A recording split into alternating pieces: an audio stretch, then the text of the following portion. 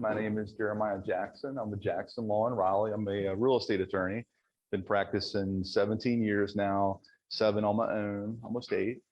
Had a practice up and going. We're up to 30 people total. So I've got 7 attorneys total, and the rest are support staff with admins and paralegals and whatnot. We've got 4 locations now. Wake Forest just came online. This is Sam Odden, and I'll introduce him more. But Sam Odden is in Wake Forest. Daniel Varno is in Briar Creek, and I've got Kara Dudek now Petrie, now Kara Dudek Petrie Gibbons in Cary. She was in Apex. My office is 9 minutes down the road. I'm on Glenwood Avenue at the Beltline, right next to Town Bank, if y'all are familiar with that. You've got my cards, you've got my contact in front of you now.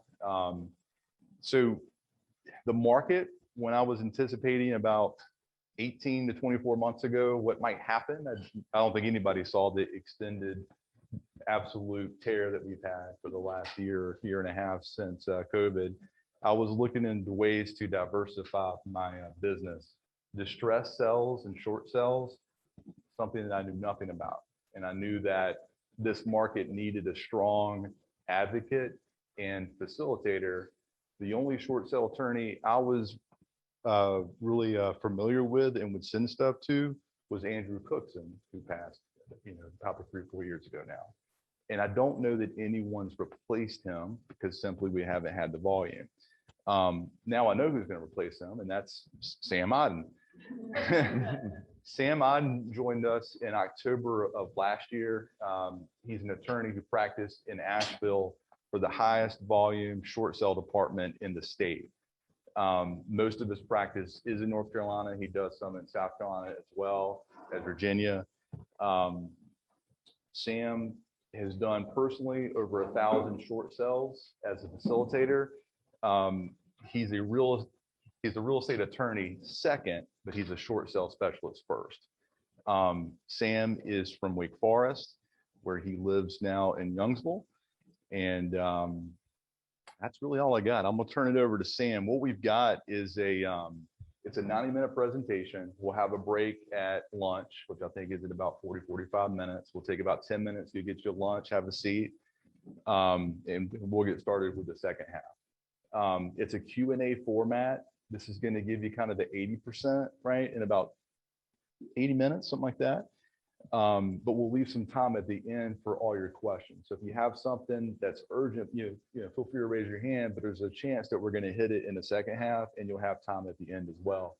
If you need to go, feel free to hop up and leave. It's not going to offend us at all. I know you folks have a busy schedule too. So with that, I'll introduce Sam Odden.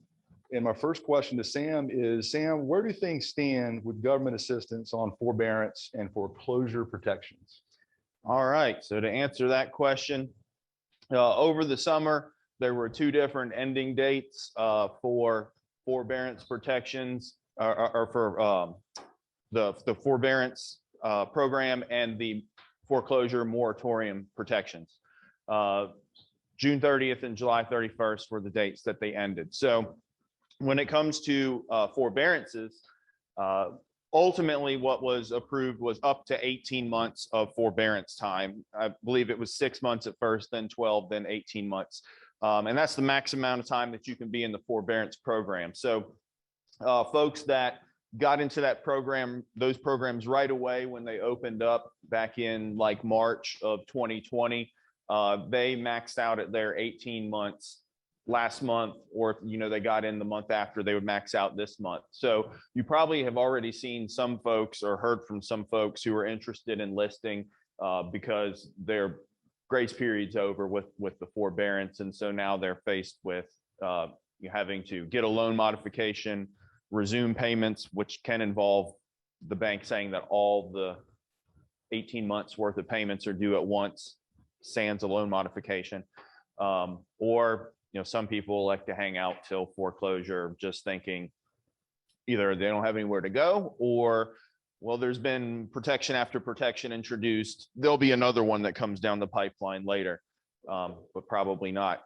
Now, the other half of that, the foreclosure moratorium, almost nobody was getting foreclosed on during that 18-month period.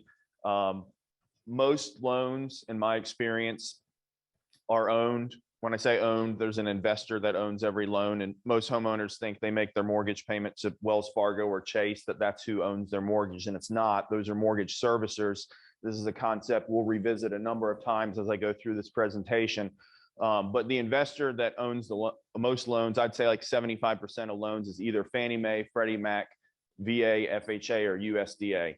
And those are all government or quasi-government loans. And when COVID broke out, they said the moratorium's going on all those. So if you have those type of mortgages, or your mortgage is owned by one of those investors, you don't have to worry about being foreclosed upon during COVID protections. The remaining 25 or 20% of private investors out there, most of them followed that lead, probably for PR purposes. So I'm somebody who looks a lot at the foreclosure websites. There's 3 law firms in this state that handle most foreclosures for banks: Brock and Scott, Shapiro and Ingle, and Hutchins. And back in the day, they used to have many properties listed for our 100 counties here in North Carolina. And over the last 18 months, they've had a very small number listed. When the foreclosure moratorium ended, the Consumer Financial Protection Bureau said they didn't want to see homeowners actually be foreclosed upon until after January 1st. Knowing what I know about foreclosures, I thought, well, that shouldn't really be an obstacle to these banks, at least the way foreclosure works in North Carolina, because it takes a number of months for them to get from the point where the loan servicer says, Brock and Scott, here's a new file for you to foreclose on. They have to send out notices and give certain lengths of time for the homeowner to respond or act on the notice, and then set a hearing, and then hold the hearing. And then after the hearing, the sale date gets scheduled. And this process, you can also, if you're the homeowner, delay it by placing certain requests. And then we're also going to be facing a big volume issue. If you were selling real estate between 2008 and 2013, you probably encountered underwater properties or short sales, foreclosures. And if you had involvement with something that was in foreclosure activity, you may have noticed that there was just like no sale date scheduled, or the sale date kept getting pushed and pushed. And a lot of that was out without the homeowner even asking for more time. And it was simply because the volume of files on these law firms was so large, because there's so many properties in foreclosure, that they were just super backlogged. And for at least a year or so, I would expect to see something similar, because we've got 18 months worth of folks who might have not been paying due to COVID, but you also have the natural segment of folks that would fall into foreclosure for whatever other hardships they would experience in day-to-day life.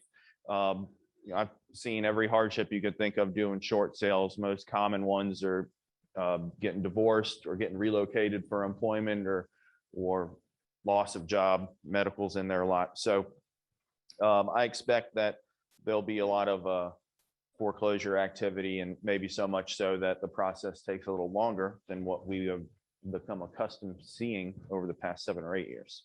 Sam, when clients talk about buying a foreclosure, what do they really mean? So to me, when somebody talks about buying a property in foreclosure, what they're talking about is buying the auction at the courthouse steps. And so theoretically, that means buying the property sight unseen. I know there are some investors who will go check the vacant property and see if the back door is unlocked, or if a window's unlocked, to go inside and check it out. Legally, that's trespassing, so they're not supposed to do it. And so prices can be pretty low in foreclosure if the bank sets the opening bid low, knowing that it's an unknown factor what you're getting. Now, you'll hear clients or even other real estate agents talk about buying a foreclosure, and they can be talking about what I just described, or 2 other things. They can be talking about buying an REO property, being a bank-owned property that's already been foreclosed upon. So you're going to have an opportunity to look at that and inspect, because the bank is holding title to that at that point. The foreclosure is already over, and they were the high bidder. Another reference to buying a foreclosure is buying a pre-foreclosure. Now, if you look on Zillow and see something that says pre-foreclosure, that could mean a number of different things. I know that over the years, I've seen a lot of listings online that say pre-foreclosure, And the only picture that you see displayed is the Google map street view of it. And a lot of times that's a property that is in active foreclosure proceedings, but the homeowner on the tax bill who's on the deed is still the owner, and the bank's trying to take preemptive steps to see if they can get a fish on their line for buying that property before it gets to the point of them. They're trying to be proactive about it, but they don't have the ability to show you the house or anything like that. But short sales are also considered pre-foreclosure sales. And that's what I'm going to spend the bulk of today talking about and what I was doing for 10 years. So those are usually designated in the MLS or on these websites as pre-foreclosure as well. So your client might say, I'm interested in buying a foreclosure if they're really talking about a short sale. So keep that in mind. If you're working with a buyer who says they want to buy a foreclosure, you probably want to do some more exploring there about what that means to them, which of these definitions might fit what they're looking for. Sam, what is a short sale? Short sale is when the sale price is going to be insufficient to pay all the secured creditors at the time of closing. And so you got a mortgage that you're going to have to pay off. A lot of people have a HELOC or a second mortgage that needs to be paid off as well. When you step into the short sale realm, almost always the seller is going to be in a financially distressed situation. And a lot of times before they ever contact an agent and say, I probably need to sell my house, given how things have gone over the past couple of years, those couple of years have been spent usually in default on everything. Most people, the last bill they're going to default on is their mortgage, because that's important to have a roof over your head. So there's the potential there for HOA arrears. If they're in a townhome or a condo, those can stack up quite quickly, especially if a special assessment has been levied at any point over that past couple years. You can have people living off of credit cards and not paying the credit card bill on a monthly basis, and that can eventually result in judgments. And so those add up. If you've got a business owner, sometimes they owe back taxes to the IRS or the North Carolina Department of Revenue. And so all of these are entities that are entitled to be paid at the closing table. So it's not just about do you have a mortgage or do you have a home equity line? When you're dealing with this segment of the market, it's also about who else you might owe money to. The best way to determine whether you're potentially in a short sale situation is to have the homeowner order payoffs. And if they're telling you they're in default or that they're in foreclosure proceedings, also ask them about other entities that are owed, like HOA or credit card judgments. My preference on all the short sales that I work on is to be looped in as early in the transaction as possible. So I'm fine with you and the prospective seller giving me a call before you even decide if you want to take a listing agreement, if you're a seller's agent. And we can go over and, if you're more comfortable with me talking to the seller and asking them about who else they owe money to, I can do that. I know some people feel uncomfortable asking that question, but when I've kind of lived in that world for 10 years, it's judgment free because that's everybody that I encounter. So there's no judgment from this seat on those type of things, but getting all that information is going to be critical to finding out whether you're looking at a short sale scenario. As the last question I answered about the foreclosure activity, as you see more inventory on the market through combination of forced sales is what they're calling these people that can't pay anymore, and so they have some positive equity, and so well, I'll go ahead and list so I don't face foreclosure otherwise.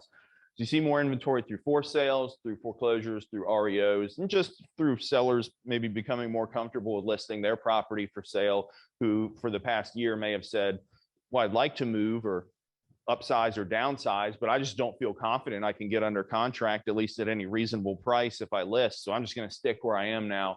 You see more of those people listing as well as things loosen up. So as that occurs, you might see more of a plateau in price or even a slight drop. I don't think it'll be anything close to what like the 2008 through 2013 was with all sorts of underwater properties. But if things plateau and you've got somebody who bought recently at the top of the market and paid 50,000 over list price, and they had a FHA 3.5% down payment or a VA 0% down payment, and then their life circumstances find them needing to sell in the first couple of years, that's going to be potentially a short sale for you.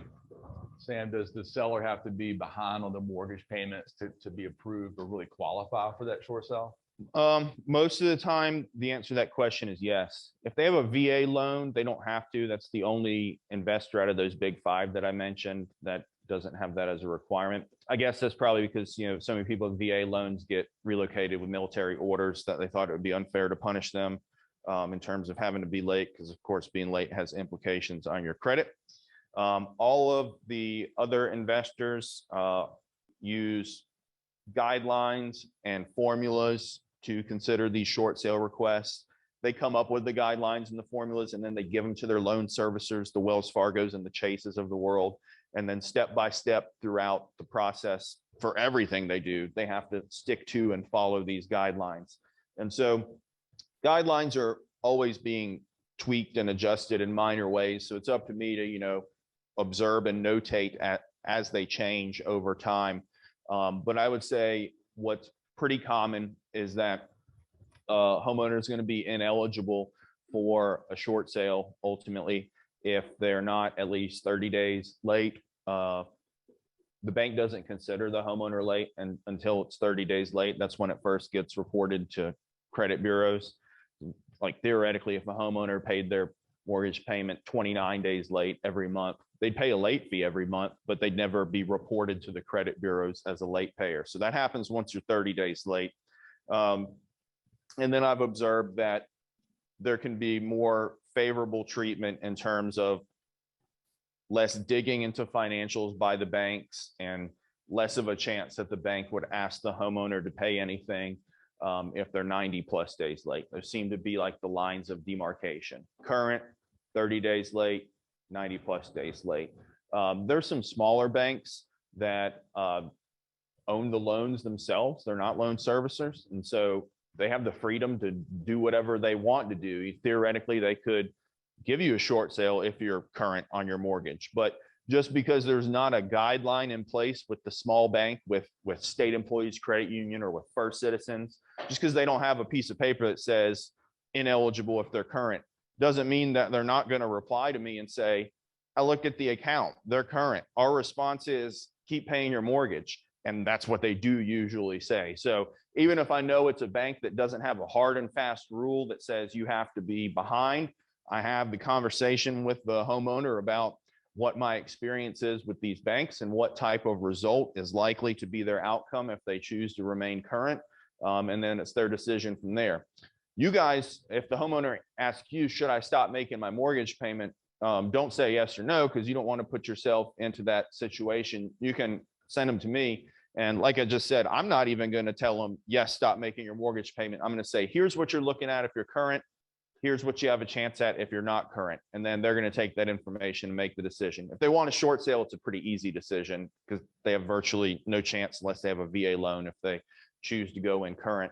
And in practical terms or practical situations, most of these folks are going to be coming to you in big default already by the time you talk for the first time, or they've been scrambling around, borrowing money and selling stuff just to be able to make the mortgage payment every month. And as soon as I describe to them what they're facing if they try to do this process while they're current on the mortgage, they say, well, that's music to my ears. It's helped me sleep at night to not have to wonder what I'm going to have to sell next to come up with next month's mortgage payment. So that's the rundown on what your status needs to be payment-wise to qualify for a short sale. Sam, why would a bank willingly agree to lose money by approving a short sale? Yeah, seems pretty counterintuitive for a bank. So as you might imagine, banks do a lot of research and number crunching to make sure that they're making the most money they can, and making the most money you can involves mitigating your losses. And that is the name of the department that short sales are considered under, the loss mitigation department. So loss mitigation kind of is like an umbrella that covers loan modification and short sale and deed in lieu of foreclosure. And sometimes the bank will throw the foreclosures in there too, but other times the bank has a separate department for that. And so the purpose or the motivation for the bank is to try to lose as little money as possible on these, you know, baggage deals that they have to deal with. And so they oftentimes call those three options: loan modification, short sale, deed in lieu, a waterfall. And the first step on the waterfall is the loan modification. So if there's a way they can have the homeowner remain in the property and continue to pay, that's going to be the bank's most favored outcome. I don't know if we're going to see changes to the way banks consider loan modifications or offer them. I never worked on loan modifications just because that's doesn't fit my model of what I do. But I've talked to many clients that come to me doing a short sale and say, I tried loan modification and it was unsuccessful, either because they couldn't get to first base on the paperwork. We'll talk more about that with the short sales in a minute. Or because they did get through the process and the bank said, we can give you a loan mod and your new payment's going to be $2,000 a month. And they said, well, my last payment was $1,600 a month and I couldn't afford that. So how am I going to afford $2,000? And then the robot on the other end of the phone says, that's what you were approved for. So take it or leave it. That's part of that. Why I said they go by the guidelines and protocol. The reason they get that outcome is because the formulas were taking into account what the new outstanding balance is with all that default and unpaid interest and foreclosure fees and stuff tacked on. And they worked it within the parameters of how much time they're allowed to offer them on the modification. And the number is what the number is. And the person that you deal with at the bank, contrary to what common sense might think, like doesn't care a whole lot about whether the homeowner gets approved for exactly what they're looking for. This person cares primarily about following the rules and guidelines that their job requires them to follow. And whatever the outcome is, you know, they're like, yeah, that was decided by people above my pay grade. So it is what it is. The next step in the waterfall is short sale. The bank is agreeable to doing a short sale and losing the money that entails because they're comparing it to foreclosure. If they don't do the short sale, property will eventually be foreclosed upon, barring, you know, the homeowner winning lottery or something in the interim. And foreclosure sales, their statistics show, net them a lower dollar amount. Also, takes longer to get to the foreclosure sale than if they did the short sale in the interim. So over that period of time, there are more fees accumulated, not just the unpaid interest and late fees that are being tacked on every month to the homeowner's account, which doesn't cost the bank to tack on those fees to an outstanding balance. But it does cost the bank to pay $1,500 to Brock and Scott to do the foreclosure. And sure, they tack that $1,500 onto the homeowner's outstanding account balance as well. But if that balance is never being paid in full, it doesn't really matter. So the bank had to come out of pocket for those fees. That's all part of their equation. They're getting a lower sale price in foreclosure, and they're paying more money and spending more time to get it to foreclosure. So they'll lose money in a short sale, but it will be a smaller loss, their statistics show them, than if they say no to it. So that's the reason why they're motivated to do these, even though it involves them taking a loss. Third step of the waterfall. Third step of the waterfall is deed in lieu of foreclosure. It saves them some time from going through with the rest of the foreclosure process. Bank would much rather do the short sale because deed in lieu of foreclosure, they then are burdened with having to list and sell the property themselves. And so the minimal gain that the bank realizes in a deed in lieu of foreclosure versus a foreclosure is the amount of time and the amount of expenses that they would save between the time where they would be willing to accept a deed in lieu of foreclosure and the time that they otherwise would have foreclosed on the property in the future. Deed in lieu of foreclosure can be problematic as well because if you have a HELOC or a second mortgage or any of those other lien holders we talked about a minute ago, there's no sales proceeds in a deed in lieu. So you're then in a situation of telling the bank, like, yeah, as a homeowner, yes, I'm willing to sign my deed over to you and just call it a day. settle the mortgage for that. Except I've got a second mortgage with Bank of America for $100,000, and they need some money because they're not going to release this mortgage just out of the kindness of their hearts. And so at that point, some banks will say, you come up with the money, you can do the deed in lieu. But as far as we're concerned, we're only talking about our mortgage here. And so that makes it dead in the water for most of these homeowners.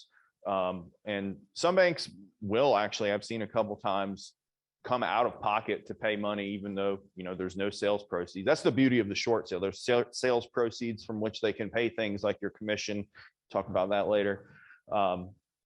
So deed in lieu is the third step there. The benefit for the bank is smaller than short sale and smaller than loan modification, and they're not always a clear path to success. So that's the last step. The fourth would be foreclosure, but we're not going to go there today. Right. Sam, in this marketplace, where can we find short sales? So there's not a lot of short sales. Like if you look at the MLS and search for the term short sale, and you wouldn't expect to find that because short sales are underwater properties, and the last 12 to 18 months, everybody's prices, home values have gone up, up, up.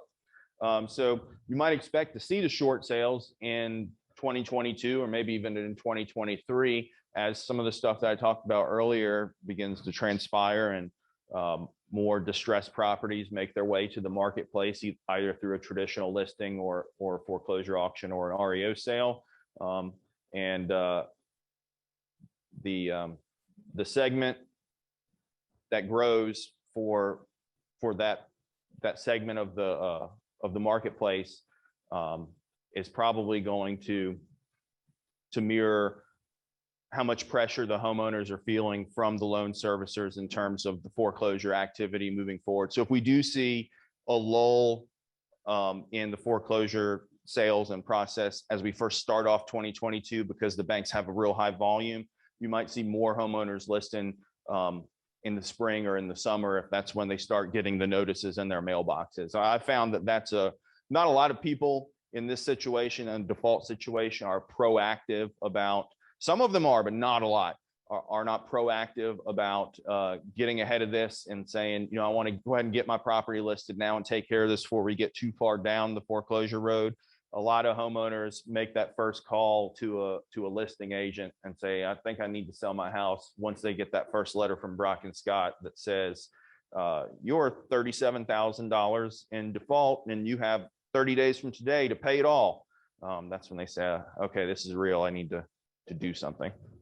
Now, how do I know if a property is or could become a short sale? So if you're representing a buyer and you're showing a client of yours a property that is a short sale or could become a potential short sale, hopefully the listing agent has followed what the MLS wants and put into the notes there for everybody to see that it is a short sale or a potential short sale. As everybody in here knows, the other agents you deal with don't always do what they're supposed to do. So sometimes you might run across one that is underwater and that's not disclosed to you until you start working on it. If you're a listing agent, you want to ask the questions that I talked about earlier and get that payoff statement. That's going to be your best friend, the payoff statement. If you're in a situation as a listing agent where you're running the numbers and you feel like it might be close, you're running the numbers after you get the payoff statement, not based on the word of the homeowner. If you just go by the word of the homeowner, they're usually, somebody's been in default for a long time, they're usually 5 figures off when they tell you verbally what they think their payoff is versus what the actual payoff is with all the unpaid interest and fees and penalties that have been added. So if you see the payoff and then you run the numbers and you say, well, it would be a full payoff at this number, I think the market might fetch this number. But if it winds up being lower, then will be a short sale. Potential short sale is the way that you would want to notate that in the MLS. But I don't think you'll have very large short sales. When the economy was down, the market was down, I did short sales on properties where the bank's loss was 6 figures. So sometimes you can have a property where you know it's going to be a short sale no matter what. I've got one that closed yesterday that was damaged by a hurricane 2 or 3 years ago, and they had no flood or wind insurance. So it just sat in its $45,000 condition, and the mortgage was, $250,000, whatever. So that's a scenario you might run into where just because the market has gone up doesn't protect that particular property from being way, way underwater. So you can have some where it's very obvious that, you're not going to have the mortgage paid in full. But those are the steps to take. And like I mentioned earlier, the sooner you can loop me in, usually the better off we're going to be, because I can mine for the key questions that I need the answers to from the owner of the property. That's going to give us the best roadmap to success. That's a great segue, Sam. If I decide to take on a short sale, what should I do next?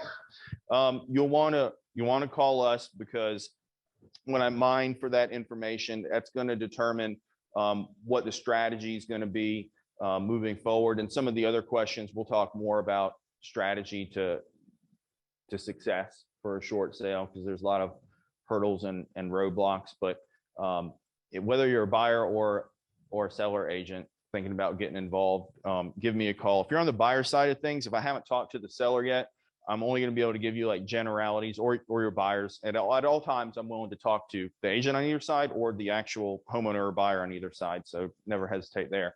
If I'm talking to the buyer side of things, before I talk to the seller, I can only give general advice, and I need to get some more information from the seller side first. And, then I can get back to the buyer side and say, oh, this is what we're looking at. This is what we can expect. Timeline, if this works with your buyer, or price wise, these are the things we might have to address. So the key to knowing what we're dealing with as we approach the short sale process is information. And if you want to loop me in, I can make sure we're getting all the information we need to be as best equipped for success as possible. How are multiple offers handled in short sales? All right. So short sale addendum is used with all short sale transactions. If you're on hopefully you're never in a transaction where you use the regular contract and no short sale addendum, and then later on you find out, oh, this is an underwater property, because you kind of need those protections from the short sale addendum. One of the things the short sale addendum addresses is multiple offers. It's not like a traditional resale at all. The short sale addendum allows a homeowner to accept as many contracts as he or she chooses to, accept as many offers as he or she chooses to, and they are all on equal footing. Matter of fact, the short sale addendum at the top, I believe they revise these things like every 6 months, but I believe it still says, do not use the multiple offer form with the short sale addendum. And so theoretically, a homeowner could have 5 offers, and he could sign all 5 of them in the order in which they came in. And the third one, he could say, I like this one the best, and this is the one that I'm going to proceed with the short sale review on. And when I say proceed with the short sale review, I'm talking about the fact that the bank will not decide for the seller or for the homeowner which of those offers. If all of the offers are sent to the bank does nothing with them. And the bank is very not proactive. So they're not going to call the homeowner and say, hey, we just got a fax from your agent and we received 5 different offers and you signed all of them. And I just want to let you know that we don't make those decisions for you. So if you could, please let me know which one you want to go with. No, in reality, what happens is they receive those 5 and they say, I don't know what to do with this, file them away, on to the next one. We have to call multiple times a week to be able to get traction and get things progressed. And I escalate things all the time, and it's difficult. So the homeowner is going to have to pick one.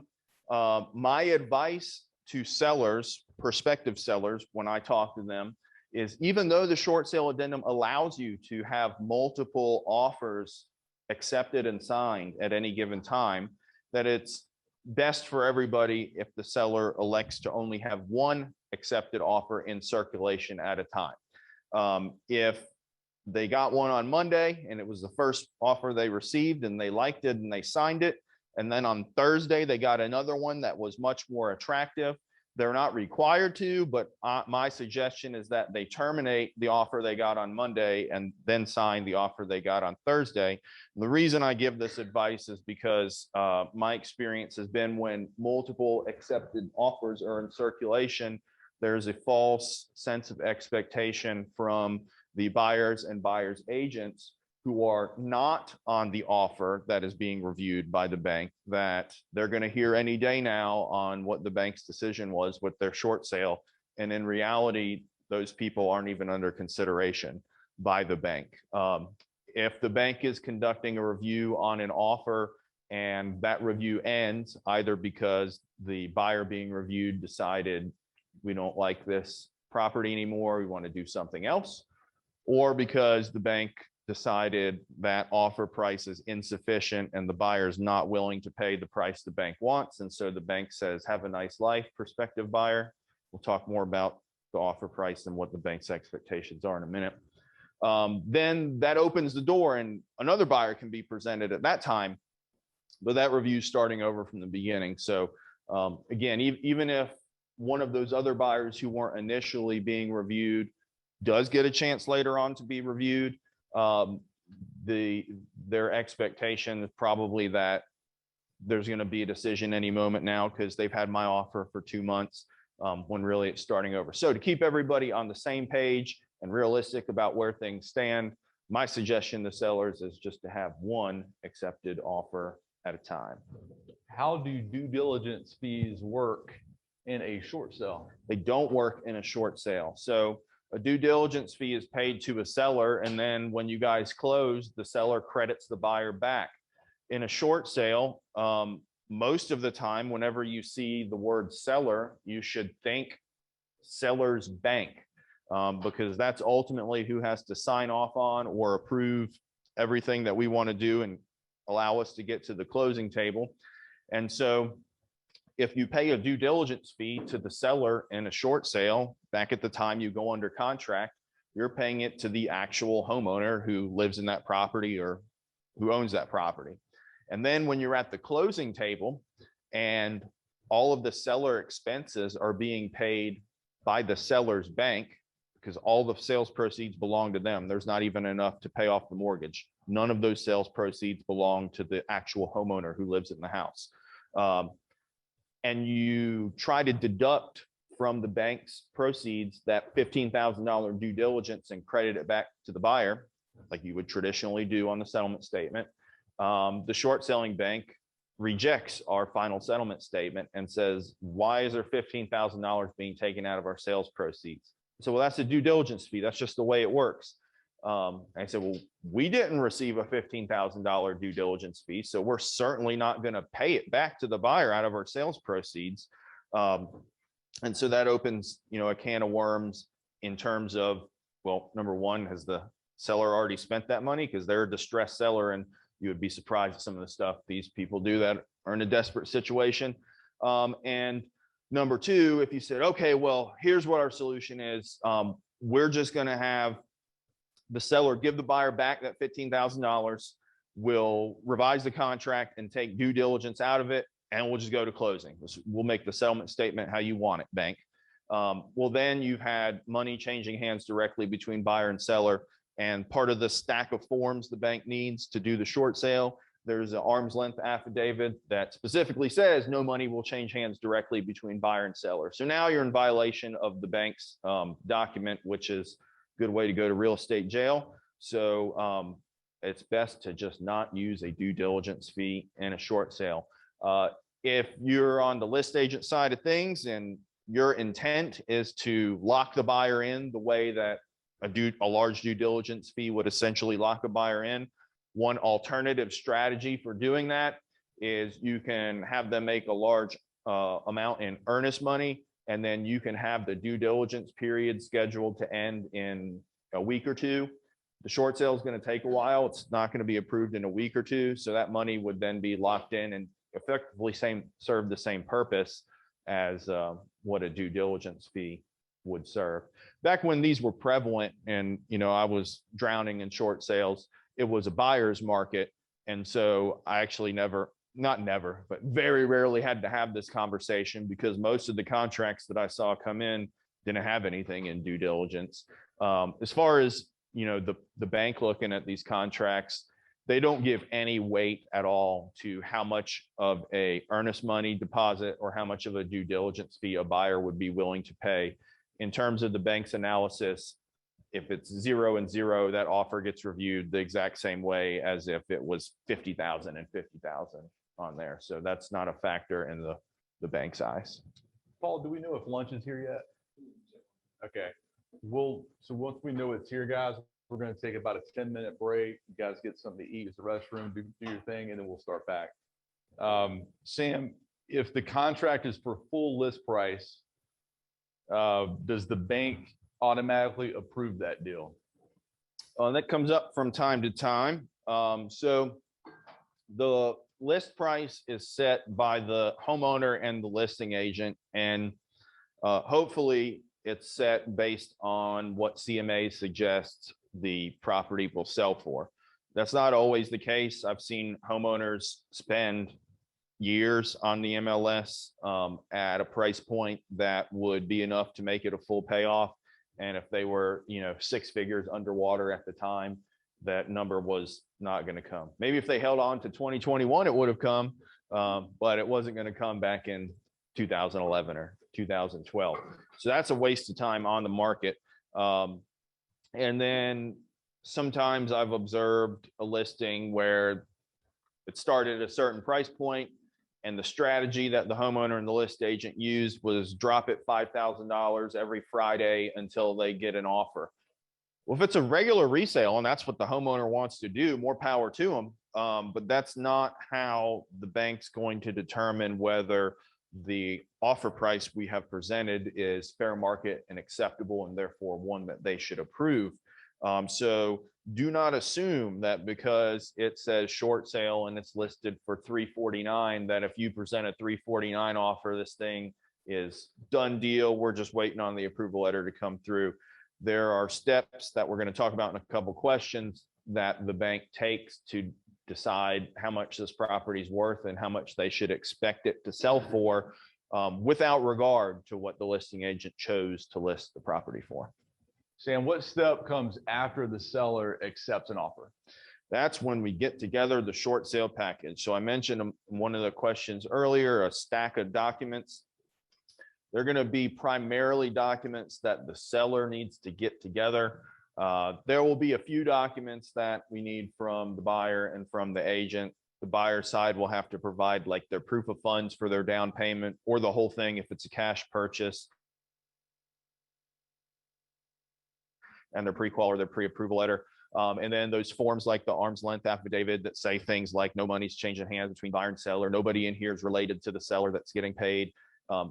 All the parties have to sign those. And then the rest of the stack of documents is from the seller. It's going to be bank statements, pay stubs, tax returns, financial worksheet, hardship letter.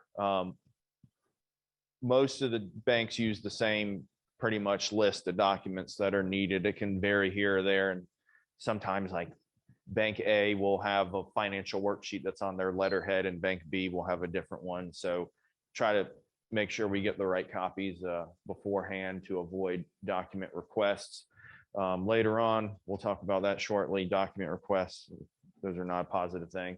But so the step that we're doing is getting that package together. We want to be as thorough as possible to get that package together, because the bank, when they receive it, they're going to give our package to a file processor, and he or she is going to pull out their checklist. We talked earlier about banks using these checklists that come from the guidelines, and they're going to go through it and okay, pay stubs, check, bank statement, check, and go down there. And now they're also going to scrutinize every document that we give them. They're saying, oh, page 1 of the contract was blurry.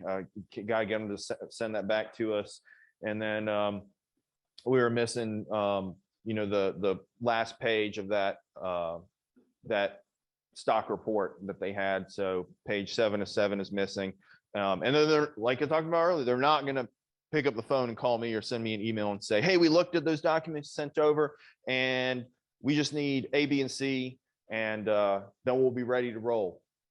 I got to be proactive, got to call them, got to escalate things when people tell me they don't know what they're working on, or call on Tuesday and they say, yeah, we got your package, it's under review. And then I call on Thursday to check and they say, I don't see that a package has been received for this file. That's the type of crap you deal with in its own time. So got to have the tools to navigate through that. the next question. Get time Yeah, right this to is it. a great segue. After the bank gets your thorough short sale package from Sam, are they going to request additional stuff? So our goal is to minimize the amount of documents they request. Very rarely will I get through a short sale where there's nothing additional requested.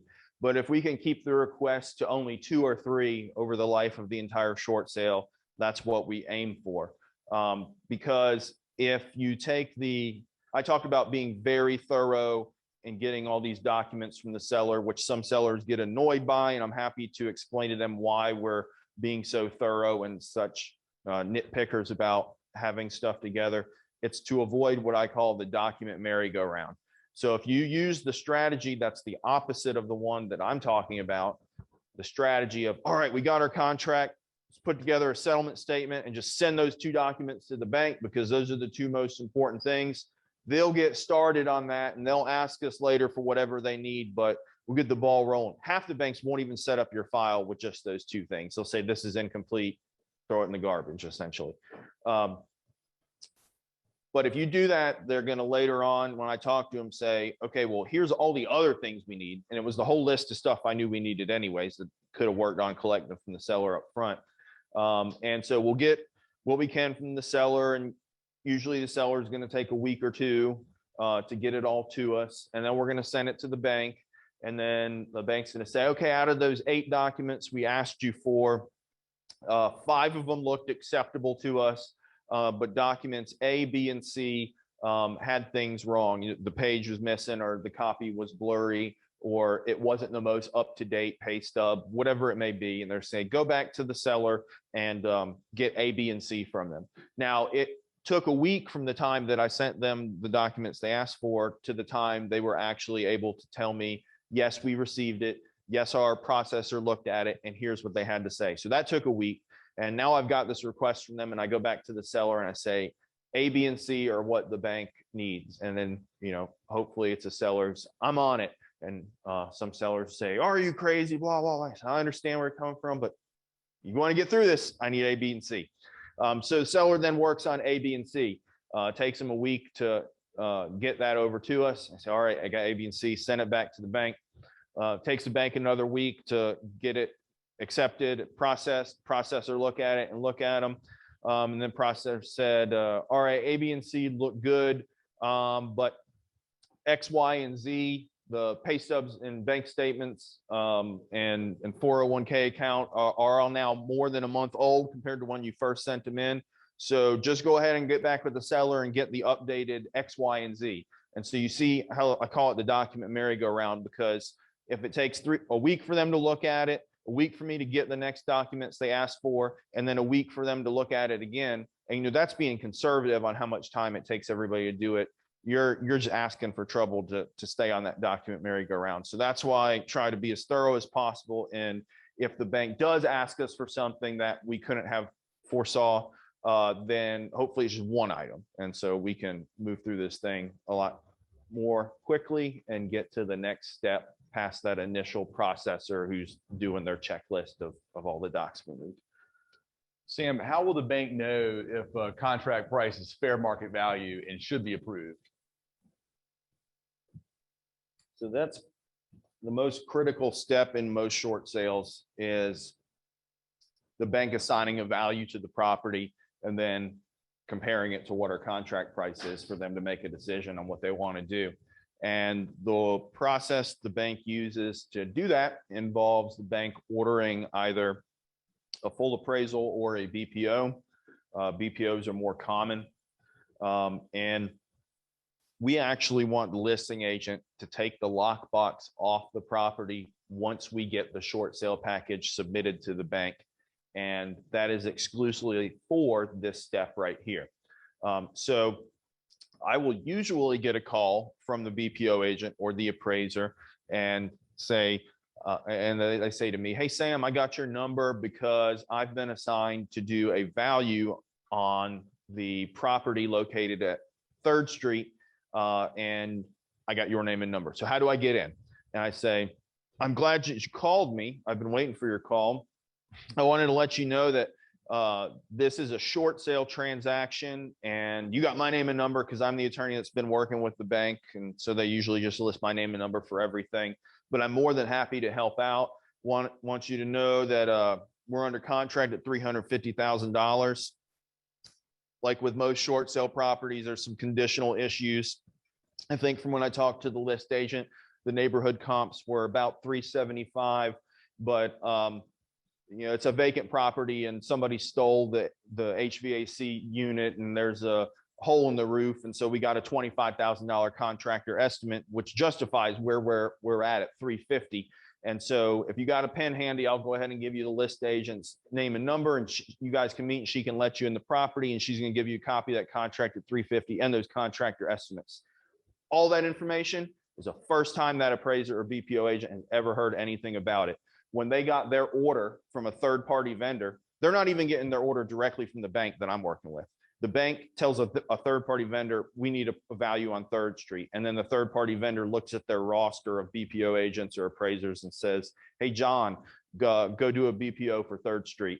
And so when John calls me, he doesn't know any of this info. And so it's all so important, especially, you're probably not going to run to it that much around here in Raleigh, but if you take a listing up in Lewisburg, the BPO agent who gets assigned might be from a vendor out of Raleigh, and maybe that BPO agent, their home base is Fuquay Varina, and Lewisburg is something that they're not going to be familiar with. So the direction is needed a lot. I've done a lot of short sales on coastal properties, and like in the Brunswick County and New Hanover County area, they always sent Myrtle Beach BPO agents up. And so it was like so critical for us to share this information with them.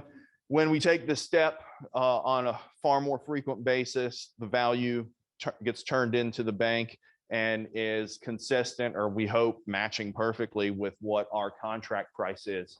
If you don't take this step, you can get values returned back to the bank much higher than what our contract price is.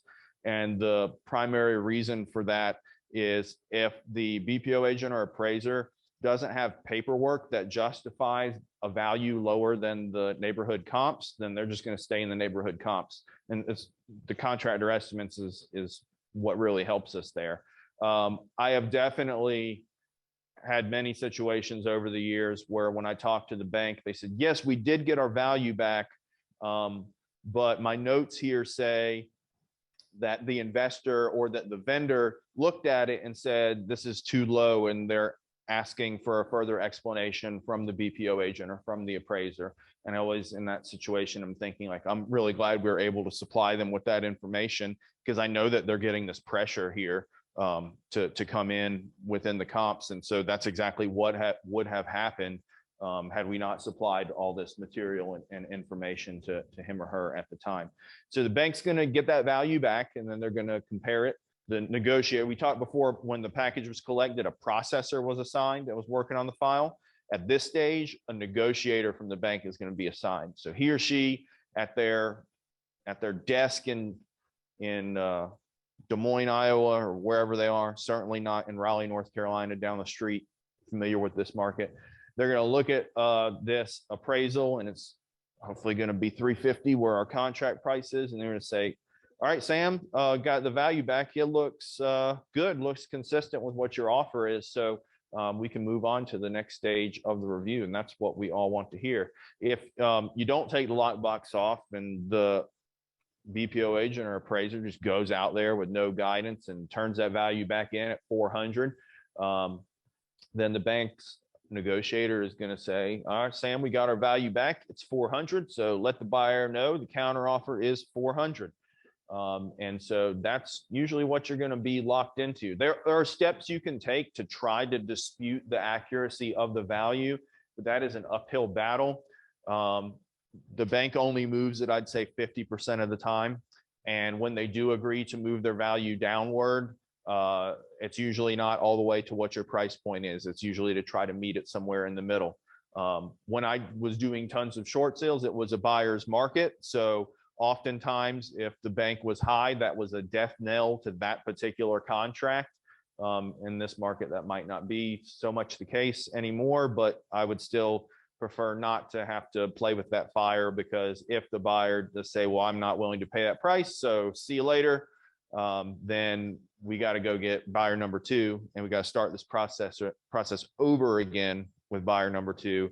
The only time we really save is the bank doesn't have to do a new BPO or a new appraisal. The bank will hold a BPO on file usually for 90 days. They will hold an appraisal on file usually for 180 days. The other dynamic that those numbers matter in regards to is if you do have a high value and the buyer won't pay it and the list agent says, I don't think anybody will pay that value, then what we're looking at having to do is wait till those values age out. Wait till the BPO gets 90 days old, or wait till the appraisal gets 180 days old, and then we can try again. Even if it's with the same contract, if those buyers chose to hang out for that long, we try again with the same contract, or more likely you'd be trying it again with a different contract. So that's the situation we want to avoid, because that's a lot of wasted time. So that's why we take all those steps to try to share as much information as we can that supports our offer price as fair market value, and one that the bank should like and approve.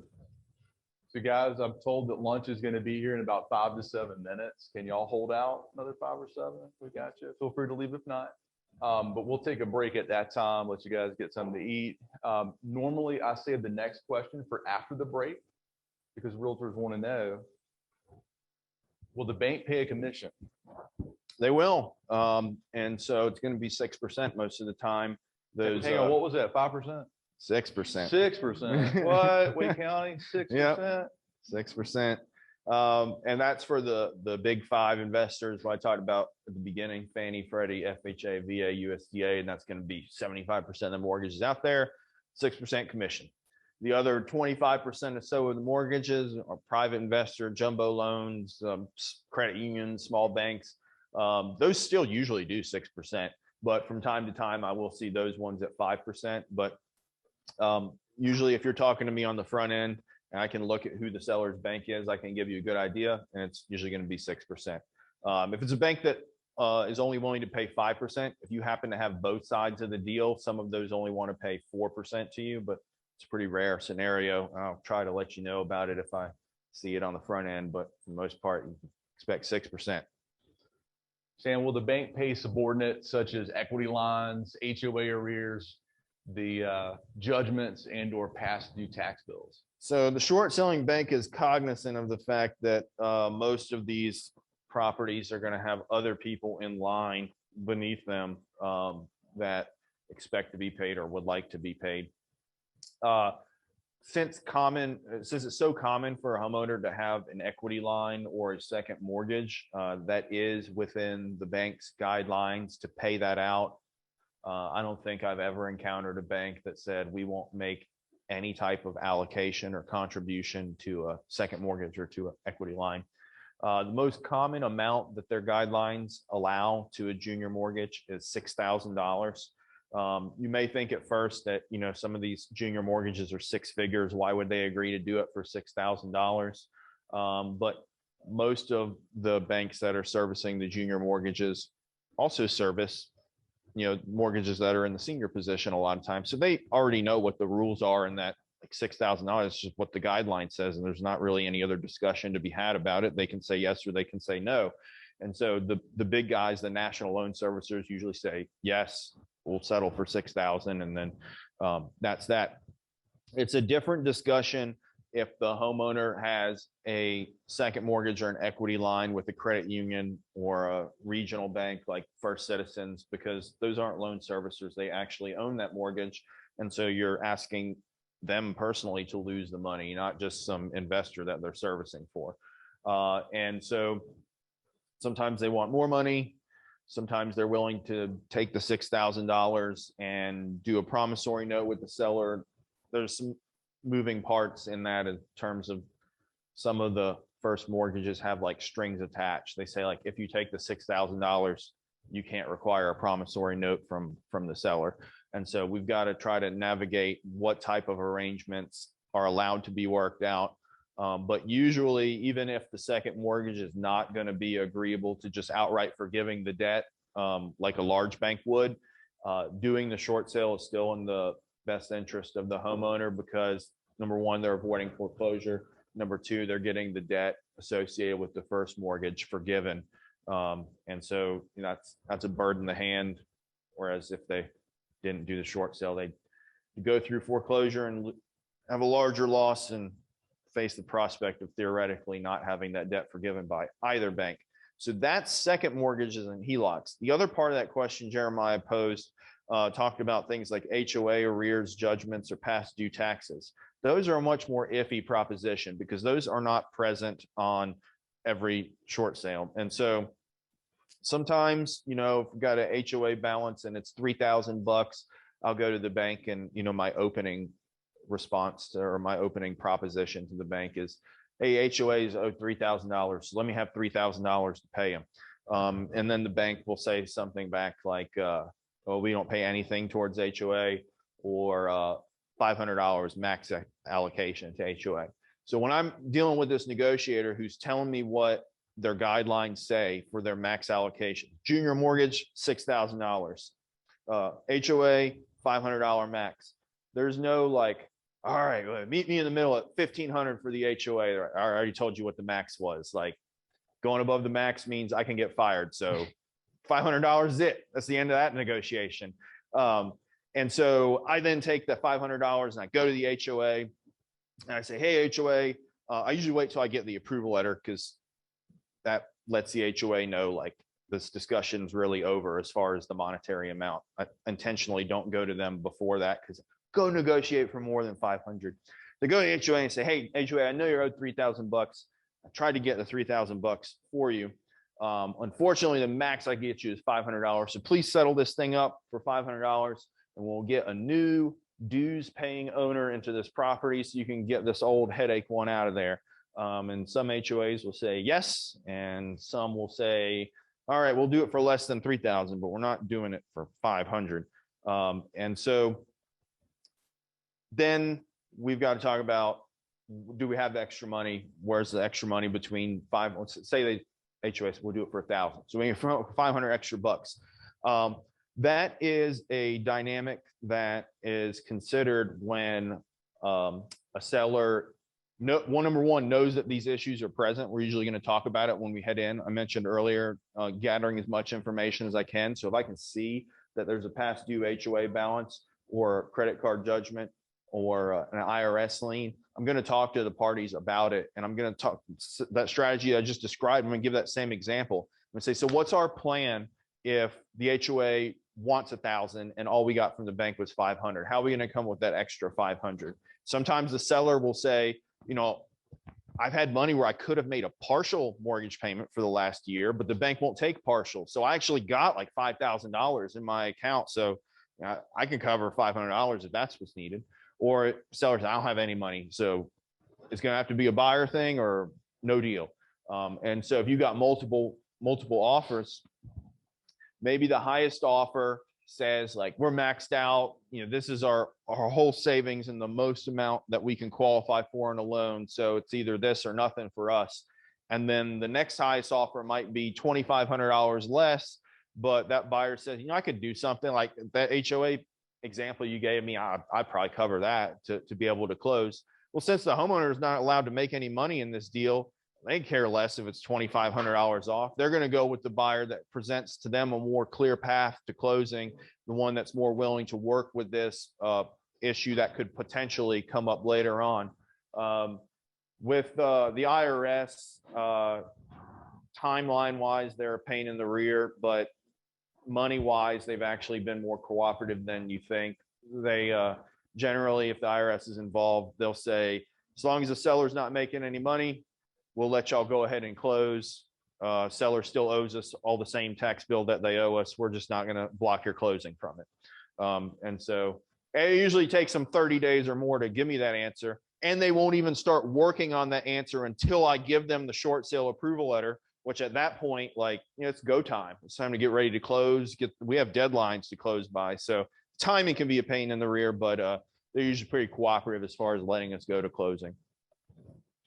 So guys, we're going to take a break now. Our title sponsor here. Do you guys want to say anything today?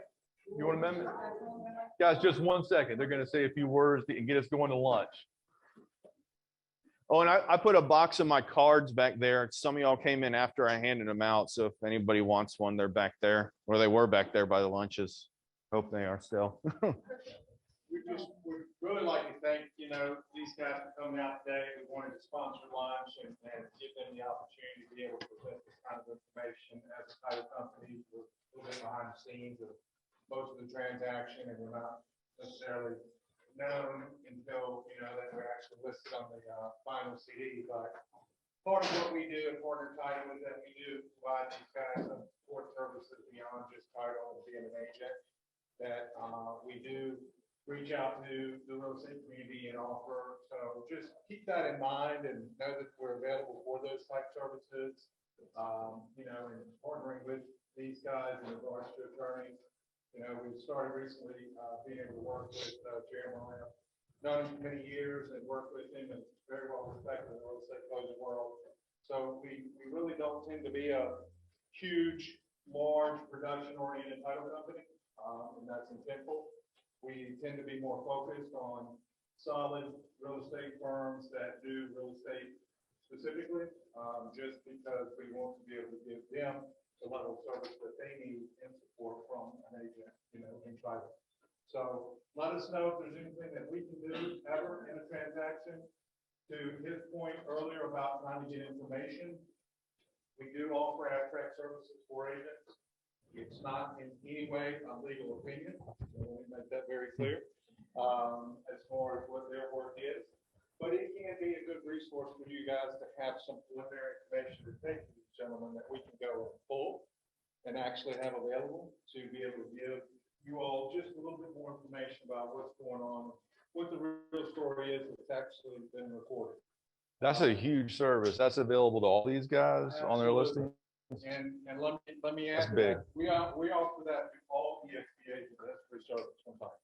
So that's not something that you're going to have to pay for, not something that you guys are actually having to ask your potential seller listing to pay for. It's just something that we offer for EXP agents to know that, hey, we're here to help with anything that can make this transaction go smoother. Give these guys the information they need to be able to go through the process a lot easier, because my history is a 22-year background in banking, and I feel his pain. And I've been on the other side of that transaction many times, actually reviewing some of his papers. And that was what piqued my interest to get into the title world, because that was part of what I saw in 23 years of banking that was really the Achilles heel of the transaction within the mortgage process, was that the collaboration between title, closing, the homeowners, the agents, and all the variable players that are out there at that critical time in the transaction just didn't seem to actually have all the right glue in the right places when it was needed all the time. And we provided a great service and still continue to do on the mortgage banking side with the team that we have. I came over to title just to be able to add another key to the box of things that you guys need, and the treasure box of things that you want to provide your service to your folks that you have out there, your clientele, that then we can work for them to close as smoothly and as consistently as possible every single time. So just wanted to let you know we're available and here to help out in any way we can. That's a huge value. No smoke here. I didn't know that about the title searches on the list side. That's a huge value for you guys. You're not going to get that any other title company that you're going to call. They're going to be like, who told you to call us? You call your attorney. Right. But that's a huge value. Thanks for lunch. Absolutely. Yeah, you guys enjoy. We're going to take 10 minutes. We'll get started at 12:16.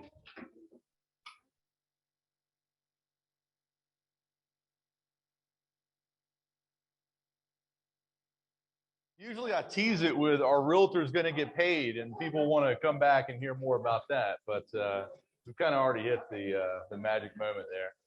So guys, part two here. We're going to get right into it. We talked about earlier where there's a difference between the payoff and what the bank actually gets, and that difference can be considered income. Will the seller's remaining debt be forgiven? That's the next question. So when you deal with the large loan servicers that are servicing for the big five, like I talked about, their standard outcome is generally to forgive the debt. Some of them use formulas like Fannie Mae and Freddie Mac. They'll look at what the homeowner's income is versus their monthly debts and obligations, and if they have any money in checking or savings, and how late they are, things like that. Sometimes Fannie or Freddie will say like, well, we want the seller to pitch in $1,500 because our numbers show that they have it, but most of the time they don't ask for anything and forgive all the debt. As I touched on earlier, when I talked about second mortgages and what they do, when we offer them $6,000, so they usually don't forgive the entire debt. Some of them won't forgive any portion of it. That one is more of a genuine negotiation. I talked about earlier with the first mortgages that are just slaves to the guideline. There's no negotiation on what the max fee is. When you've got a credit union and they're going to lose $40,000, and I say, and settle up for 6,000. They say, we'll take the 6,000, but we're not just going to forgive the 40. Well, maybe they'll do a prom note for 20. And if the seller repays the 20 over time, they'll forgive the other 20. There's a few out there that say, well, do the whole 40 on a prom note. We're not going to forgive any of it. And like I talked about earlier, there's still benefits to the short sale overall for the homeowner to accept that, because they're still getting debt forgiven and still avoiding foreclosure. But whether debt is forgiven or not is a factor that's largely driven on who the seller's bank is. But most of the time, it is forgiven. Are there tax consequences for our seller? So anytime a bank forgives debt, they've got to issue a 1099, and the IRS treats a 1099 amount as income amount for that calendar year. A homeowner can qualify for a waiver of some or all of that tax liability. The main way I know is the insolvency test. If the homeowner still has more debts and obligations than they have assets, and they're considered insolvent and wouldn't have to pay tax amounts on that 1099. Back when there was the downturn for the recession, they had the 2007 Mortgage Debt Relief Act, which was only for a number of years, and then they kept extending it 1 year at a time at the end of each calendar year. And I think they finally stopped giving extensions in like 2016 or 17. And what that act had done was, if you had a 1099 that stemmed from your primary residence, either you did a short sale on it or you got foreclosed upon and the bank forgave the debt, then you wouldn't have to pay income on it. So something like that might be introduced again if the market starts to see more of those. Like we talked about earlier, for the last 18 months, we've all been in the middle of COVID, and there's been a lot of COVID protections, but foreclosures haven't been happening. And so I don't think this is really, Congress has had a lot on their plate, and I don't think this has even been something that they would say, let's use foresight and come up with some act to protect people. So you probably have to see the market make those changes first before something like that might return this time through. But generally speaking, the IRS's standard position, unless you can show otherwise, is that the 1099 does constitute income for the borrower. How is a short sale better for a seller than allowing foreclosure to happen? Yeah, so the way this ties into the question I just answered is, sometimes you might have a prospective listing, or it might already be a listing and you've already got their property under contract, and they're just talking to me and they ask me the 1099 question, and I told them the answer I just told you guys, and they say, well, shoot, why don't I just throw this whole thing away and just hang out here till I get foreclosed on it if I'm going to have a tax consequence from my short sale. Well, if you elect to go to foreclosure, the tax consequence is probably still going to exist. And when I say probably, the homeowner better hope it still exists, because the alternative, if you don't have a tax issue, that means the bank did not forgive your debt. And so that is a far worse position to be in than having to deal with the tax consequence of debt forgiven. So if a bank is willing to forgive debt in a short sale, they're probably going to be a bank that is willing to forgive debt after a foreclosure as well. But we talked about earlier when we said, why would a bank do a short sale? And I went through the waterfall with you about how the bank sells the property for less money in a foreclosure than they do in a short sale. And they have more expenses and costs over a longer period of time to rack that outstanding balance up on the mortgage even higher in a foreclosure versus a short sale. So what you're likely looking at is, as a homeowner, if you elect to just hang out till you get foreclosed on rather than do the short sale, is your outstanding balance on the day of foreclosure being a lot higher than what it would have been on a short sale, and your sale price being a lot lower than what it would have been on a short sale. So your 1099 amount will be a lot larger than if you had just done the short sale. And like I mentioned a moment ago, if you don't get the 1099, that's way worse, because that means the bank has not forgiven that large loss, and they could exercise their right within the next 12 calendar months to sue you for a deficiency balance. So that would be a bad strategy for most homeowners to elect to go to foreclosure rather than move ahead with the short sale or with a regular resale if they've got positive equity. So, you might run into some people that are thinking about selling, but yeah, you got $50,000 worth of equity, 100,000, whatever it is, but I still don't have a job, and I don't even know if I can get a lease signed for a rental for going somewhere else. So there'll be some people that hang out till they get foreclosed on and lose all their equity just out of fear of where they're going to go next. Some people don't act rationally, but that's the discussion for short sale being a lesser evil by far than foreclosure. So I'm back on the buy side. When will the buyer have a chance to negotiate items discovered during the due diligence and inspection period? Never. In that stack of paperwork we talked about, there's some forms that everybody signs. Most of the banks have one that has everybody acknowledging that short sales are as is transactions. As we've covered at a few different points in this conversation, a lot of these distressed properties have not been kept up condition-wise by the homeowner for quite a while, because they haven't even had money to make the mortgage payment, let alone update things and fix little things as they go wrong with the house. So the bank fully expects there to be some stuff wrong with the property. And the bank's position is that if they were willing to renegotiate these deals because of conditional issues, they would find themselves renegotiating every single one of these short sales after they had approved them. So for that reason, the bank says upfront, like, these are as is deals. I think they understand that not all buyers will be willing to spend money on a home inspection and completing their due diligence before they know that the bank has approved their short sale.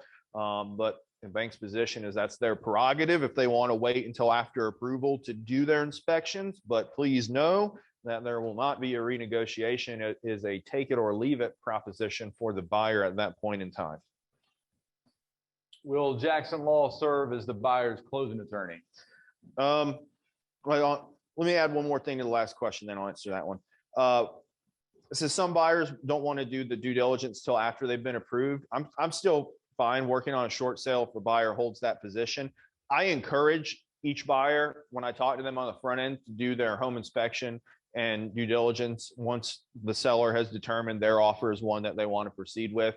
And the main motivating factor for that is getting that info compiled for that BPO or that appraisal that we can share and justify the price point. And also kind of going hand in hand with that, if there's significant issues that are found during the home inspection that were not visible to the naked eye when they viewed the property, doing it on the front end, it's not too late if the seller is agreeable to it for the buyer to renegotiate the price, because the bank has not yet sent their BPO agent or appraiser out there. If the price is renegotiated based on all these items found in the inspection that we have contractor estimates for, we use it, we justify it with the appraiser or the BPO agent.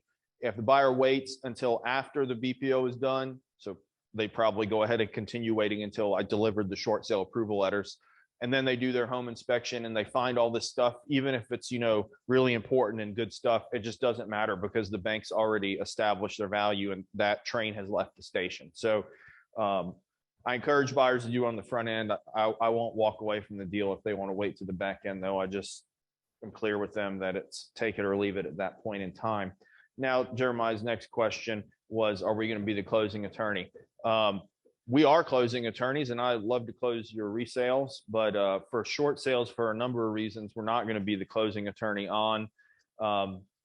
Some of them have to do with what the bar rules are, because I'm going to be engaged by both buyer and seller in this transaction as a third-party facilitator. I'm conflicted out from representing either side at the time of closing.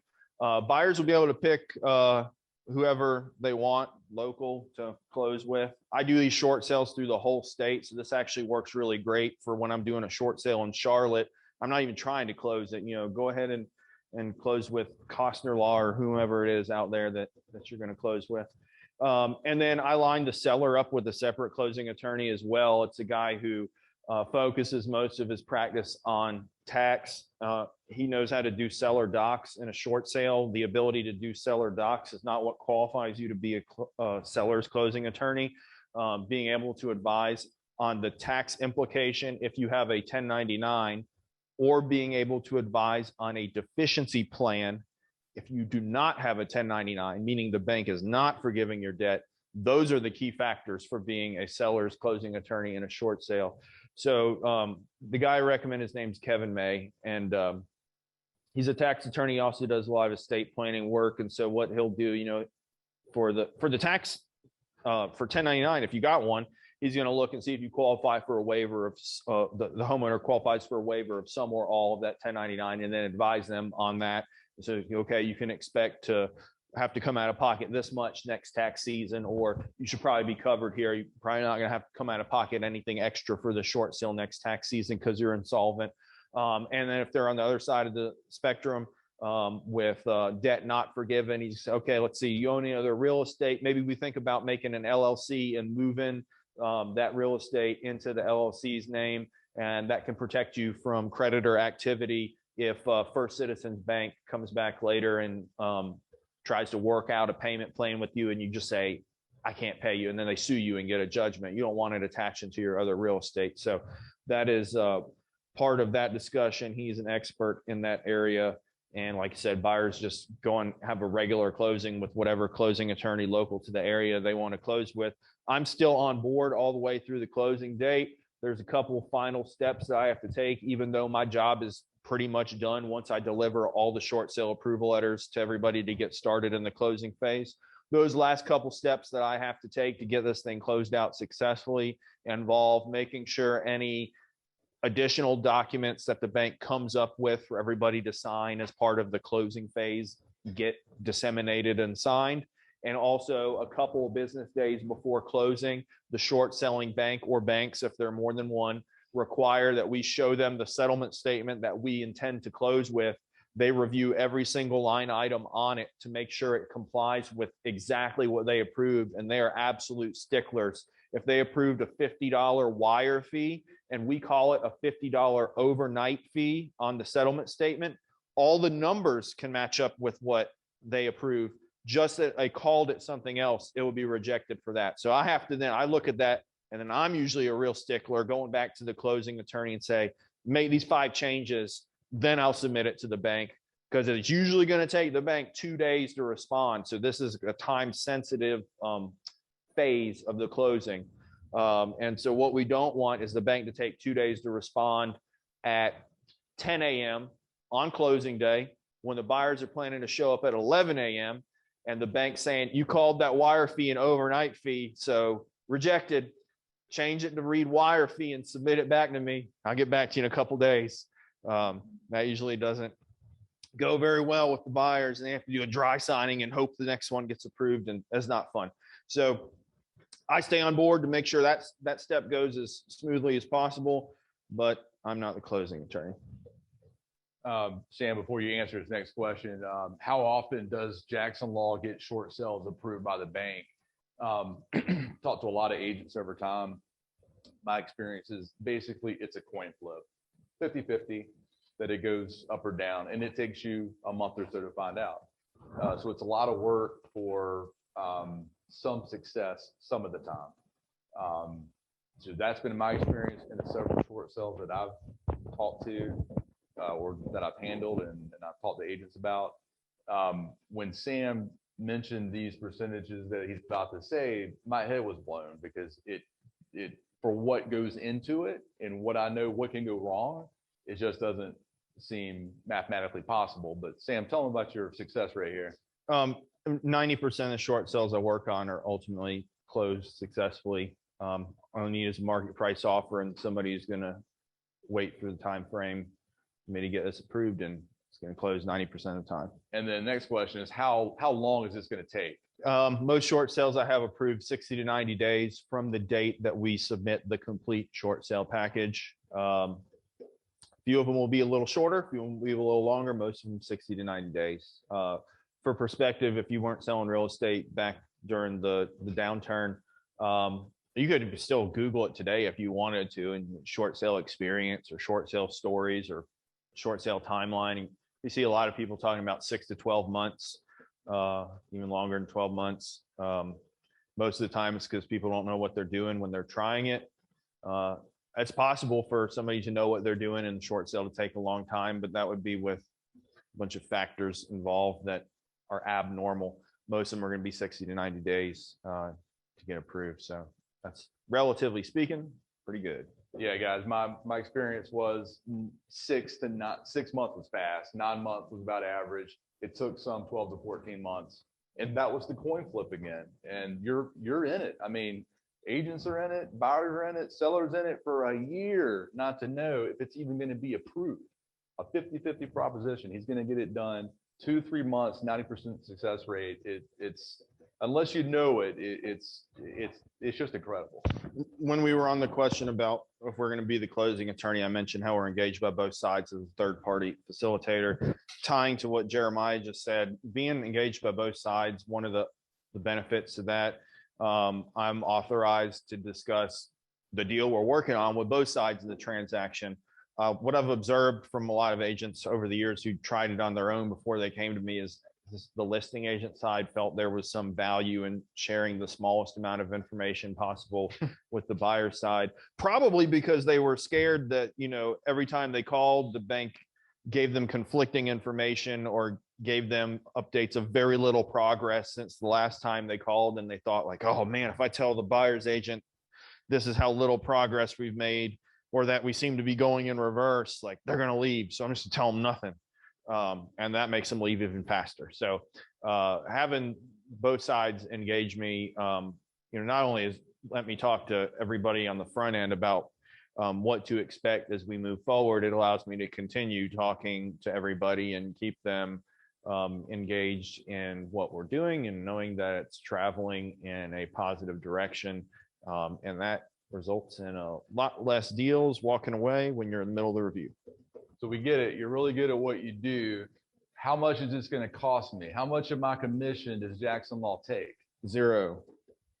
All right, next question. How much of an upfront fee does Jackson Law collect from the seller and buyers? 0. I can't keep up with this. Hang on. How much is Jackson Law paid if the transaction never makes it to closing? 0. We're contingent like the real estate agents are. All right. How does Jackson Law get paid in these short sales? We aim to get paid through 2 avenues, and both of them involve the money coming from the seller's bank. And so number one, we'll ask them to pay an amount directly to Jackson Law. Back at the time in the negotiation where the bank's telling me you get $6,000 for the junior mortgage, you get $500 for the HOA.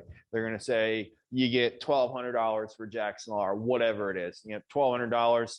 That's close to what we charge for just a regular resale. That's certainly not going to cover the amount of work that goes into this. So the other way we get paid is when the contract's originally drafted, the buyer is going to request in the contract closing cost credits. They're going to request up to 3% closing cost credits. That's the language that we use. Whatever I can get the bank to pay, the bank doesn't have to pay that 3% just because it's in the contract. They could pay all of it if I get them to agree to it. They could pay 1.5%. They could pay 0. So it's up to me to see what I can get them to approve within their guidelines. Whatever credit I get for the buyer uses to pay me a fee at the closing table. So the buyer's the conduit. It's a wash to them. They're not benefiting from it. They're not being deterred or impacted negatively in any way. And so between those 2 avenues, as long as I wind up getting at least 1% of contract price, then nobody has to come out of pocket to pay me anything. And that happens 80% of the time, I get at least 1% between those 2 avenues. I'm trying to get more than 1%, but 1% is the minimum.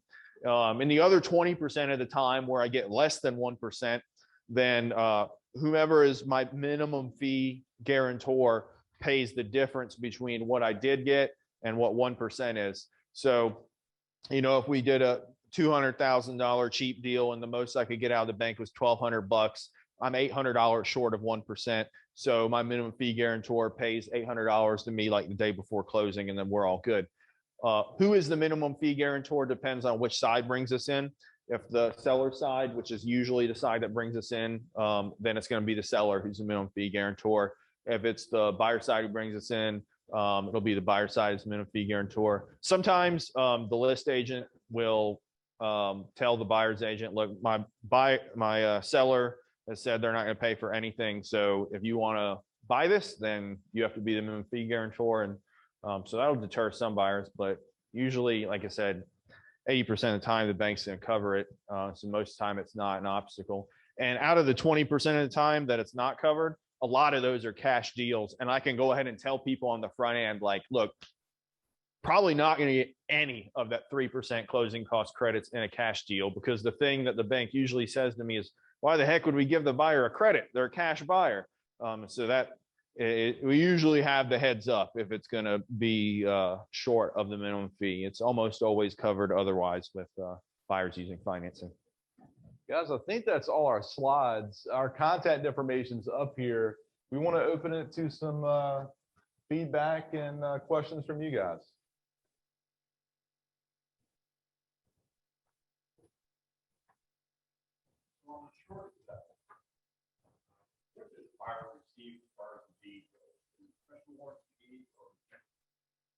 Well, the short selling bank is not involved in the conveyance of the title because they don't hold any interest in the title. So they're going to get the same deed that they would get in a traditional resale.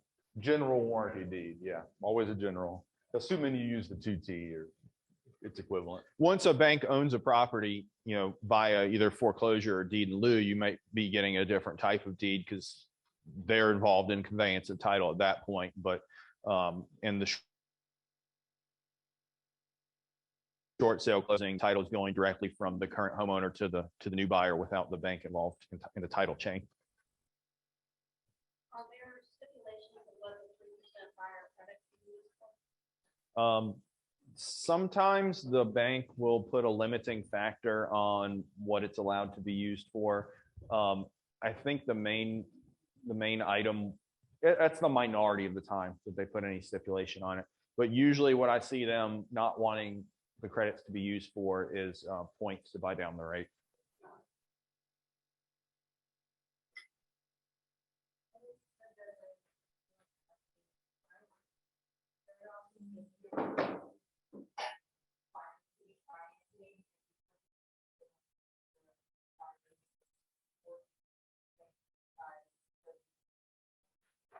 Actually, I see it less often than you would think with how many properties have some conditional issues. I did have, a number of times over the years where they would switch to like the FHA renovation loan in order to be able to close, but it was like probably not even once a year that there would be issues. And usually if like there's something so bad in the beginning, like we know that it's not going to qualify for conventional financing, and it's an issue that's talked about, and usually we just wind up with cash buyers or somebody who like really wants it and their intention from the get-go is to get a renovation loan.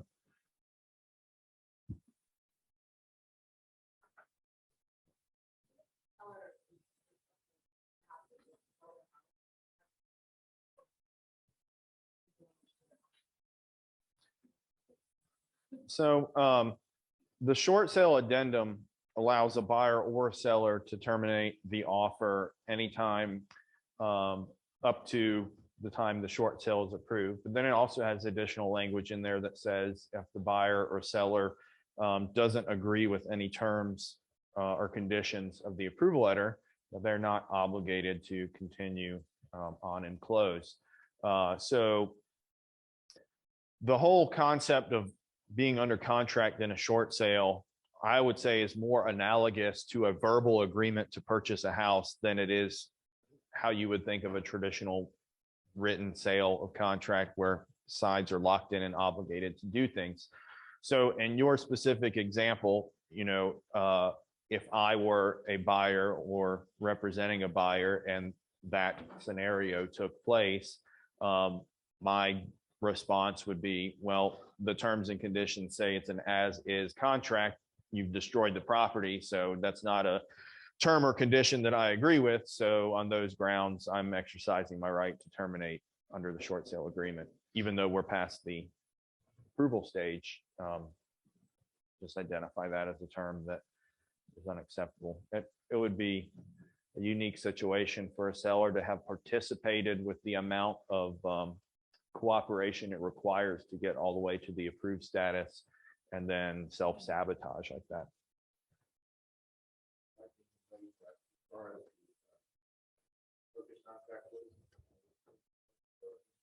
Yes. Yeah. Zero due diligence. in a Yeah, short never, sale. never any due diligence money offered up on a short sale. What you suggested, drawing the due diligence period down, increasing earnest money to lock it in and have the same Yeah. effect for the offer. Mhm. Yeah.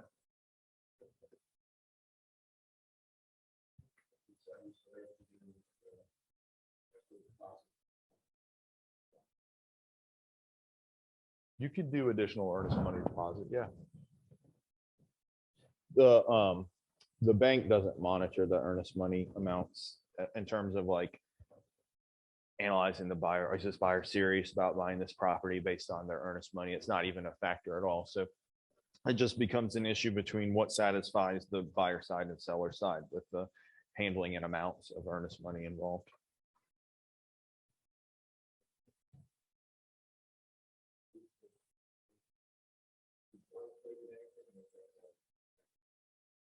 When you do the original contract, like the things that I'm always looking for, we talked about how we get paid. So I'm immediately going to section 8I, which is closing cost credits. And when the contract originally comes in, I'm expecting to see it left blank or to say 0 or to say NA. And that's when I have it changed to read up to 3%. And then I'm looking at the dates for due diligence period and settlement date.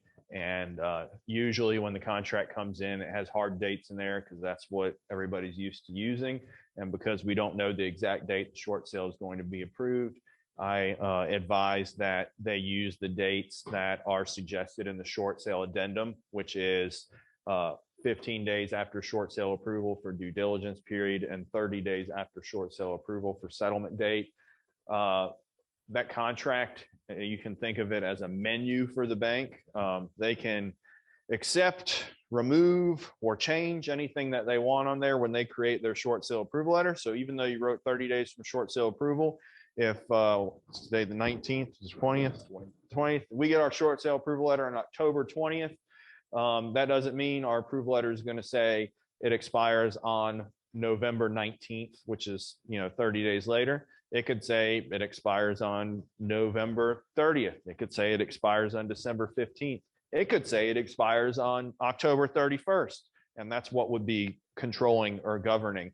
Now, the parties obviously have to be able to perform. If you're getting a loan, you're not going to be able to close by October 31st. That would be very rare. There would be some other factors that I would talk to people about if they gave us such a short window. But generally, we're using those placeholders instead of hard dates to avoid picking a hard date that you would normally pick about 30 days out when you go under contract. And then as we get under review with the short sale, having the bank eventually say like, oh, your November 19th settlement date, well, that'll never happen. So go make a contract addendum, pick a new settlement date. And so you pick They want December wet signatures, right? Yeah, wet signatures. Not e-signatures. And so that's something that is the bane of a lot of people's existence. And Not me personally, but yeah, for some sellers, it's a problem. so that's part of that document merry-go-round I talked about, is if you had anything that was signed and the bank doesn't like the copy that came through, they say it was blurry or whatever, then you're talking about getting wet signatures from everybody again. Like, I don't have to have the originals. Like, you can keep the wet signatures, the homeowner can keep the wet signature and shred it for all I care. But It has to be, hand signed and scanned and emailed to me or faxed to me, however it's to me. So that's more work than just clicking the e-sign button. But yeah, that's using the not hard date is to avoid having to make multiple contract addendums to continue changing the settlement date. Gotta be flexible. Short sales, flex. Yeah. Wishful thinking. Yeah, I went through a short sale for about 12 months. So that was like any state. Worked out 40 in the market. But half of like, what these guys are, sure, they make all the difference. Because we always get to get done in 90 days.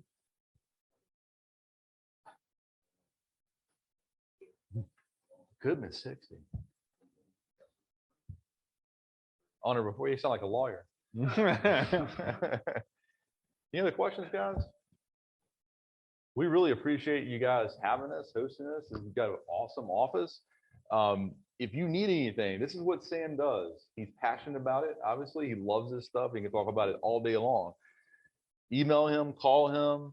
He's not doing a lot of short sales right now, so he's got a lot of time to talk.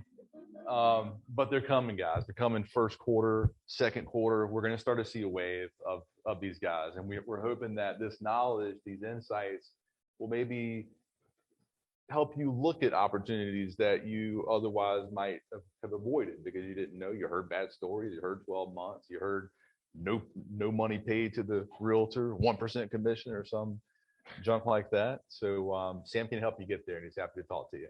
Thanks, guys. Yeah.